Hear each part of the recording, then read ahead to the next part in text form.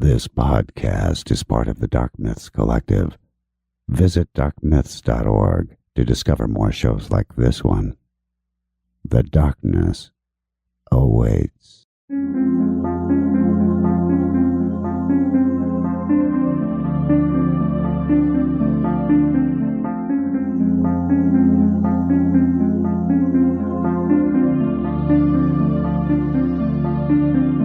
History tells the story of the world and of our lives.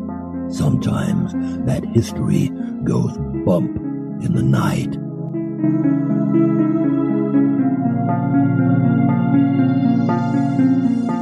Broadcasting from the center of oddity and the supernatural in Central Florida, it's the History Goes Bump podcast.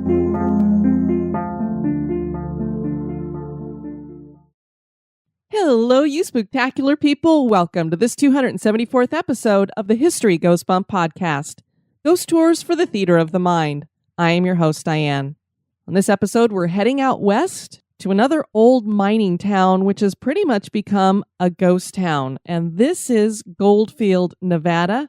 We're going to be checking out a location that was suggested by Anna Prado Frias and Melissa Potter, and that's the Goldfield Hotel.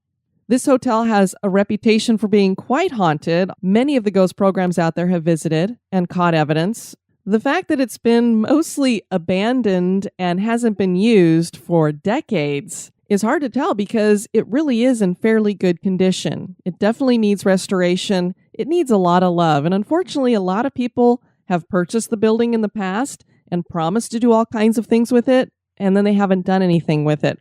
Or they get started and then they go bankrupt and it only gets partially done. Supposedly it's on its way to reopening sometime in the future, possibly next year. So keep your fingers crossed and maybe you'll get to spend a night in the Goldfield Hotel in an actual bed and in a room and all that good stuff.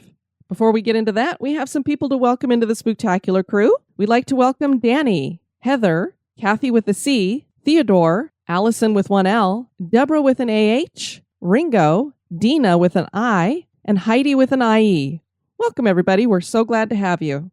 If you haven't joined us at the Spooktacular Crew, we'd love to have you, and we have the viral trick-or-treat getting ready to go here, so if you're not part of the Spooktacular Crew, you can't participate in that. So join us. And now, this moment in oddity.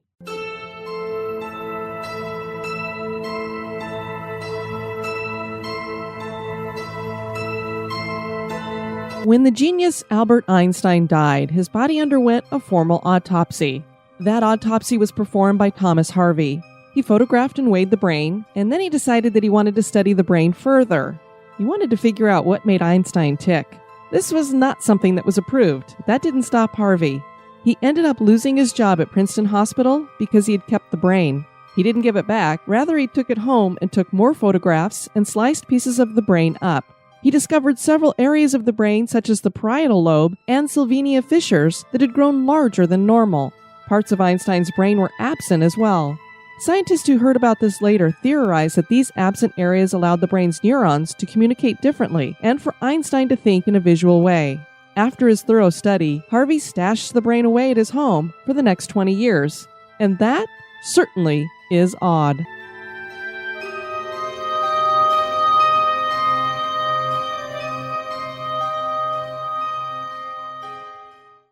You're not afraid of a little ghost, are you? And now, this month in history.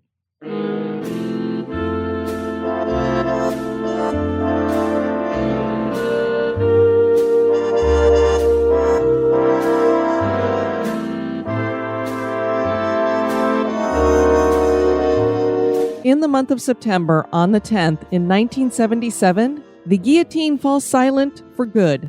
The last person executed with the guillotine was a Tunisian immigrant named Hamidi Djandoubi, and he was executed at Bamay prison in Marseille, France.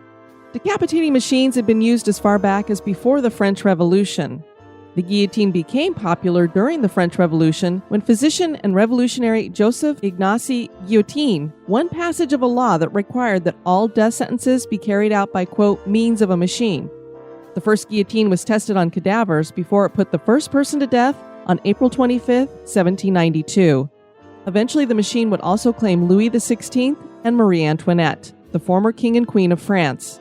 Use of the guillotine continued in France through the 19th and 20th centuries. France outlawed capital punishment altogether in September 1981.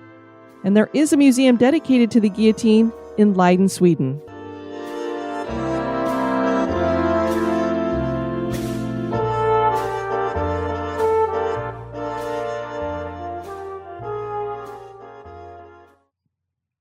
Many consider the town of Goldfield in Nevada to be a ghost town, and with a population hovering around 200, it really does seem to be that way.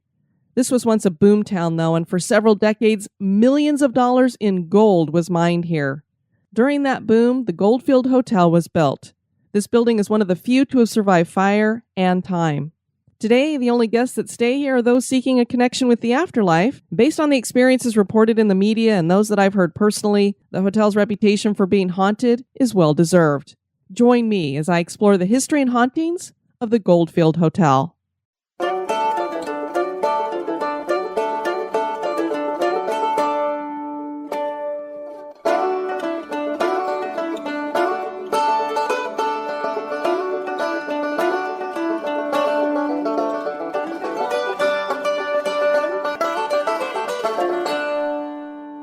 The town of Goldfield is located in the state of Nevada. It's down towards the bottom in the southern part, over more towards the west, and it got its name for the gold that was found there. Goldfield was founded in 1902. By 1906, the town was booming, and over 30,000 people were living somewhere near Goldfield. Seems to be this same story with all of these boom towns. They find gold, silver, some other precious metal, and a town starts to get built up, and before you know it, you've got tons of people there, thousands and thousands and thousands. I don't know how they managed to go from a couple of people finding something to thousands of people. Usually the number is around 30,000, it seems like. How do you sustain that population? This is probably why there was a lot of crime that went on there and all kinds of stuff. It was in that year, 1906, that $11 million in gold was mined. All types of people were attracted to this spot in southern Nevada, from prostitutes to miners to outlaws. Buildings sprouted up all along the main street that included banks, hotels, there were 3 newspapers there, and of course, saloons with their attached brothels. One of those saloons was Tex Rickard's Northern, and it was said that it had the longest bar in town and probably the longest in any bar in the country at the time. It was so long that they needed 80 bartenders to service all the customers. Many people believe that's just a tall tale because it was not that big of a saloon, but I don't doubt that they might have needed a lot of bartenders to service all the people. If you're talking about 30,000 people, probably quite a few of them are coming to the bar there. This also happened to be a casino, so I think it probably had a lot of popularity in the town there. One of the banks was the Goldfield State Bank, which was opened by George Graham Rice. He was a former check forger and newspaperman who decided to become a mining stock promoter. So that's who you want to have opening up banks, a check forger. He started the Sullivan Trust Company that was backed by mining stocks. It collapsed in 1907 and the bank failed, causing Rice to quickly leave town. It really does seem like the boom for Goldfield was very short, basically a handful of years. And this is probably part of the problem you got going on here too. You got this guy who's got all these mining stocks, things start to go south, and all of a sudden his financials start crashing. And when these banks went down, it really affected the whole town. I believe one of the owners of the Goldfield had a bunch of banks as well, and they all failed, and it really affected Goldfield. One of Goldfield's claims to fame is that the Earp brothers were here for a time. The gunfight at the OK Corral had already taken place when Wyatt wrote his brother Virgil from Goldfield and told him that he should come because this is where, quote, money was flowing like wine. Virgil was over in California, and I guess that attracted him. He's like, hey, if money's flowing like wine, I'm coming. So he arrived in Goldfield in the spring of 1904 and was hired as a deputy sheriff. Wyatt was working as a pit boss in Tex Rickard's place that I just mentioned, working in the casino part. Virgil contracted pneumonia about a year after he got to Goldfield and he died, and this prompted Wyatt to leave Nevada. Now, in some accounts that I read about the Earp brothers being in Goldfield, they said that this was just a legend, that there was no historical documentation to prove it, so I don't know for sure that they were there, but it seems like a kind of boring thing to just make up. Usually legends are a little bit more exciting. I could see them talking about them coming there and getting into a gunfight in Goldfield or something like that, but just, hey, the brothers were here and both just worked steady jobs. Not real exciting. Another prominent resident of Goldfield was George Wingfield, and he built the Goldfield Hotel. The hotel stands 4 stories and is located at the southeast corner of Crook Avenue, which is US 95, and Columbia Avenue. Muriel J. Curtis and George E. Holsworth were the architects, and they designed it in the classic revival style. 2 earlier hotels had stood on the spot, but both had burned down, so there's not a lot of luck here. Good thing they're going to make this out of brick. The Goldfield was completed in 1908 and cost nearly $450,000 to build, which at the time was a huge chunk of change. And at that time, it was the most spectacular hotel in Nevada, and to demonstrate this reputation, champagne flowed down the front steps during its opening ceremony. The hotel also boasted that its U-shaped design ensured that each guest had an outside window. The exterior of the ground floor was built from gray granite stones, and the interior first floor facade and all upper story facades were built of red brick. The top floor has a white cornice. The front lobby was glorious with black leather upholstery, gilded columns, crystal chandeliers, and mahogany trim. There were 150 rooms that had pile carpet, and around half had private baths, and one of the first Otis elevators west of the Mississippi would sweep guests up the floors. The food was as opulent as the rooms, with special chefs coming in from Europe serving high-end meals such as oysters, lobster, quail, and squid at the hotel's main restaurant. And you can imagine at the time in landlocked Nevada, getting that kind of seafood was a big deal. The population began to taper off in 1910 with around 5,000 residents. Goldfield Consolidated Mining Company shuttered in 1918 after producing $125 million in gold. A devastating fire swept through Goldfield in 1923 and burned down most of the buildings except for the hotel. Newton Crumley bought the hotel after the fire and attempted to mine gold from beneath the building with no luck. By the 1930s, Goldfield was basically a flophouse for wayward cowboys, and the population of the town was below 1,000 people. The last people to take up lodging here were the family of officers stationed at the Tonopah Airfield during World War II. When they checked out in 1945, the hotel closed its doors to guests for good. On May 4th, 1981, the Goldfield Hotel was added to the Nevada State Register of Historic Places, and in 1982 it was placed on the National Register of Historic Places. For 70 years, the hotel changed owners and has been dormant when it comes to guests. That is, if you don't count the paranormal investigators that have stayed here. I found a newspaper article that was from a year ago in September of 2017 talking about the current owner, who is Red Roberts, and the fact that he has begun a renovation to get the hotel back to a place where it could open once again. The work has started in the basement and the first 2 floors, and the plan is to open at the beginning of 2019. Red was a rancher who purchased the property in 2003 for $360,000, and keep in mind that this was built for $450,000 back in the early 1900s, so it has really gone down in value.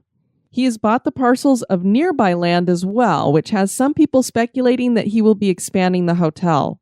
The former gatekeeper to the keys to the hotel was Virginia Ridgway. She was getting up into her 80s. She had broken her hips. She really couldn't take people through the hotel because she wanted to be with people if she was going to have them go through. Because obviously this hotel has been stripped, vandalized, all kinds of things. So they're very protective of it in the town. She handed them over to Malik de Varparna, who is an antique shop owner in the town. One thing that seems to be almost certain is that while the Goldfield Hotel has not had any paying guests, there's certainly been some unseen guests still staying here. Many paranormal investigators have come through, including Ghost Hunters, Ghost Adventures, and the Dead History's Jennifer Jones. And one of the listeners who suggested this location to me, Anna Frias, is going to be going there, I believe, next week or the week after with her paranormal group. So I'm looking forward to hearing what kind of stories they have about there. All of these investigators have captured some kind of unexplained activity. The main ghost story that is told about the hotel is clouded in legend with little proof. Apparently, George Winfield took up with a prostitute named Elizabeth, and he got her pregnant. He feared the scandal that this kind of news would bring for him, so he chained her to a radiator in room 109. And this room is said to be the most haunted in the hotel, for just this reason, apparently. He supplied her with food and water and kept her there until the baby was born. Some stories claim she died while giving birth, while others claim she was murdered by Wingfield. The baby was thrown into an old mining shaft. There's no specifics about where that mining shaft was located. As I told you, that Crumley character who bought the hotel, I think just so that he could mine underneath it, had built a couple of shafts underneath. Then I saw some claims on the internet that there were no shafts in the hotel, that there were some outside of it. But then I watched a video that clearly shows some kind of shaft inside the hotel down in the basement. So I haven't been in it. I don't know for sure. But to me, it did seem like there was a shaft, and I would think this would be the easiest place to dispose of a baby. The disembodied cries of that baby are said to be heard, as are the cries of Elizabeth, who wanted to be free of her prison. Photos show the ghostly image of a woman having long flowing hair, wearing a white gown, and looking terribly sad as she paces the hallways, calling out to her child. Now, the problem with this story, and why I referred to it as possibly a legend with little proof, is that we don't know who this Elizabeth is. We don't have any documentation for her. Many think that this Elizabeth refers to the daughter of a hotel manager who did live in the town. Probably not a prostitute, though. Did she have an affair with Wingfield and get pregnant? Possibly. But then the other thing we have that's a problem with the story is that Wingfield had already left the town by the time this Elizabeth pops up. So it does not seem like they were both in the town at the same time. So the possibility of them being lovers and her getting pregnant is pretty small. But that doesn't mean that we don't have this haunting going on here, especially if people have been hearing things, catching EVP, and seeing pictures of what sounds like a woman in white to me. Could some other woman here have lost her baby and died in childbirth? It's possible.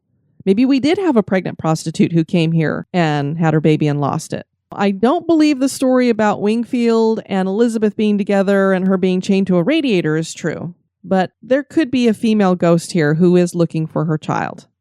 There is a room here named for George Wingfield. It's located on the first floor and is reportedly haunted by his ghost. I'm going to assume that this is still room 109. I didn't get anything to tell me that for certain, but 109 would be on the first floor. If this is where he chained her to a radiator, I'm just going to assume that this is room 109.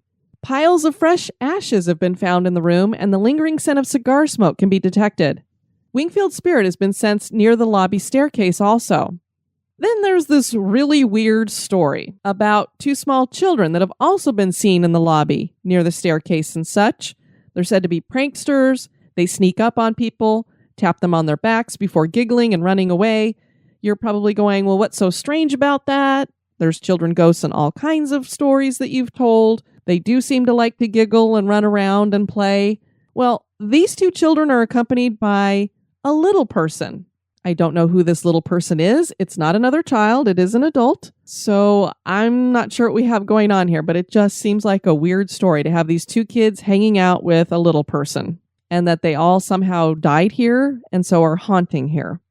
The basement is really creepy with darkened hallways and these unfinished stone walls. There's a lot of construction going on down there as well. In one video I watched, there does seem to be a shaft in the basement, as I told you. The YouTube channel About Van Life visited the hotel, and they have a couple of videos up on YouTube that are really cool if you want to see what the inside of the hotel looks like today, or at least at the time that they went through. And like I said, it seems to be in really good condition for the fact that it hasn't really had anybody taking good care of it. The black leather upholstered furniture, some of it's still there. And it were like these circular seats that would go around a pole. I'm sure you kind of know what I'm talking about. They used to have them in women's bathrooms and stuff too that were made out of cloth. These ones are made out of black leather. I imagine that there were quite a few of these all in the lobby. They look to be in really good condition considering that they were black upholstery. You can see that the floors, they all look like they're made out of some kind of marble, are still in really good condition. But most of the building has, for the most part, been gutted and does need a lot of woodwork repair and love. You don't see the crystal chandeliers and the gilded columns anymore. About Van Life, when they were down in the basement, they said they felt like there was this kind of wind blowing down the basement. There was nowhere for it to be coming from. And it felt different than just a regular wind. It was kind of an icy cold one, and they thought that maybe it had something to do with being a haunting of some sort. And then they also claimed that they could smell some cigar smoke. And they made this comment down in the basement, so I don't know if the cigar smoke smell was down in the basement or if they were just talking about how they'd smelled it earlier. We do have a couple of suicides that happened here. One of those suicides took place in 1915. This was J.B. Finley. He was a hotel porter, and I believe the story about him was that he jumped from the roof of the hotel. So that's a 4-story jump, so it would have been pretty deadly for him. The day after he died, some people said that they saw his ghost around. Now, I've heard in later years that people have seen his ghost as well, but the most well-known story about him is just that his ghost was seen the day after he died. Another suicide was committed by a woman who hanged herself in a room on the 3rd floor. She's been seen by more than a dozen people. The Gold Room is on the 3rd floor and has a specter of a man nicknamed the Stabber. He got this name because his ghost is said to lunge at visitors with his arm raised, and he appears to be holding a large kitchen knife. No one has ever been harmed by it, but he is definitely scary. Generally, the ghost disappears right after it lunges, so that would be quite freaky. And it seems like in a lot of these places that have multiple ghosts, you've always got to have that one that's like the creeper, the stabber, the weirdo, something like that. Psychics have claimed for years that the hotel is some kind of a portal. And I don't know if that's because of the mine shaft that's there, but they do say that the mine shaft that is there is a gateway to hell. Of course, we've heard this about so many different shafts. Just because it goes down into the ground does not mean it goes to hell. But that seems to be the interpretation of some. The Dead History caught some EVP, one of which might be saying hello. Now, I listened to this video. I'm not sure that I heard that, but I clearly heard a voice that was creepy. It was kind of moany, and it didn't seem to belong to any of the investigators. Jennifer wrote in her blog that they clearly heard voices at the top of one of the stairs as though a party were going on. And the women in the group kind of freaked out because their purses were up there. And they're like, uh-oh, somebody's gotten into the building and our purse is up there. They go up. There's nobody there. They thought, well, maybe they're hiding. They looked around. They didn't see anybody hiding. And then they noticed that the door was still bolted. So there was no way that anybody could have come in. So was this some kind of residual sound that they were hearing from the past? This would have been in the ballroom area, so it's easy to believe that they would have thrown parties in there, and maybe that's what they were hearing, were just some of the residual sounds.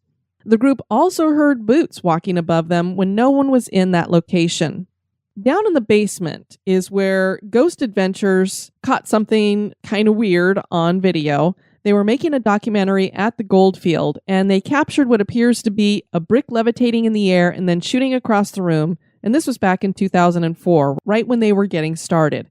They've returned to the Goldfield a couple of other times as well and gotten some other strange stuff and felt weird when they were in there.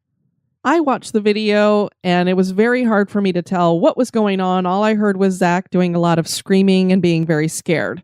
There are people who've debunked the brick being levitated and thrown through the air, so I don't know that that actually happened or not. But I do have a link to that video if you want to see it in the show notes. I also have a link to Jennifer Jones' Dead History blog about their visit to the Goldfield. You'll be able to see some of the pictures that she took from inside there and watch the videos that they made as well. I don't think I've talked to anybody who's visited the Goldfield Hotel that hasn't had some kind of experience. I don't know if this is just because there's such a suggestion of things happening there that people think stuff's going on, or if there really is something going on. But this was a place that definitely had a rich history when it comes to the boom town. And we know from all of the histories that we've talked about with other ghost towns or former mining towns that became boom towns, there was a lot of death, crime, you name it, people who were miserable, people who lost everything. So you've got a lot of emotional energy going on in these towns. It's kind of sad that it's so dead now. They really are hoping that the Goldfield Hotel will get rebuilt because maybe it'll breathe new life into the town. It'd be nice if they could get to be like Tombstone and set up an original Main Street and have shops there and people coming through and bring tourism in. I'd really love to see that happen for Goldfield. As you've heard, there are many stories of paranormal experiences at this hotel. Are these former guests and the owner still hanging out in the hotel in the afterlife? Is the Goldfield Hotel haunted? That is for you to decide. I encourage you guys to check out the website at historygoesbump.com. If you want to send me some feedback, you can do that at historygoesbump@gmail.com. And I did get an email from Meredith. She said, I love the podcast, making my way through past episodes. Just wanted to share a story of mine with you. In January 2018, I was awoken from my sleep one night by a voice that whispered just one word into my left ear, death. I instantly woke up because of the voice that sounded female, and left me with a feeling that I could best describe as cold. I shook off the feeling and went back to sleep, but throughout this year, I've had 4 major losses in my life. First, my aunt, mother, childhood friend, and then stepmother. I don't know what this could mean, but it is an experience that stayed with me, and I wanted to share it with someone. Thank you for the hours of awesome content. Well, thank you for sharing that with us, Meredith. And hear these stories from the Spooktacular crew and listeners all the time. And it just really makes you wonder. She hears death in her ear, and then she loses these, and it's a female voice, and then she loses these 4 females in her life. That is just bizarre. Was it some kind of premonition? Some kind of warning? I don't know, but wow. Thanks for sharing, Meredith. I got a comment on the website from Rebecca. She said, I only found your podcast today and I am obsessed. Marilyn Monroe and Lilith are so amazingly awesome. I love your work. Well, thank you for tuning in, Rebecca. And those were a couple of my favorite episodes that I've done, especially the Lilith one. Really enjoyed doing that. I want to thank those of you who sent in your flash fiction for the contest. 17 of you did so. So I am looking forward to reading through those. Going to have a couple of other people join me in that. We will decide who our 3 winners are, and they will be announced on October 1st, which will be our 4-year anniversary show. Really looking forward to sharing those stories with you. Heading over here to Apple Podcasts, and I do have a review coming in from Australia. This is by Boo Game Loft, 5 stars. Avid listener from Australia, an excellent podcast full of history, plus a little bit more. Detailed information about the featured place, person, or event, followed by the quirky, unusual, and paranormal information host Diane can uncover. Easy to listen to and plenty of episodes to get through for new subscribers. Highly recommend podcast. Well, thank you so much, Boo Game Loft. I appreciate that. I want to thank you all for tuning in to this episode. I've been your host, Diane. You take care now. Bye-bye. This episode has been brought to you by our executive producers. Dispatches from the Grave Digger. We want to welcome into the cemetery Kristen Calderon. You are getting a chest tomb. Want to thank AA Aaron for increasing your pledge. You will be getting a chest tomb as well. And thank you to Mary Williams for your one-time donation, all of which are very much appreciated. Hey, Mort, I've been hoping that people have been tuning in for the entire episode so that they can hear your commentary. And we're getting ready to announce a little joint endeavor that you came up with. Yes. And I'm really excited about it. It's going to be a special offer. It's going to be limited. People are going to have to get in on it in a 2-week span. And then you're going to be doing a little something special for them. So I'm looking forward to sharing that with everybody. So keep tuning in for that. Mort is very excited. Be sociable. Drop the chain rattling, neck biting, and shape shifting, and join us on Facebook and Twitter at History Goes Bump. Like the page and follow us.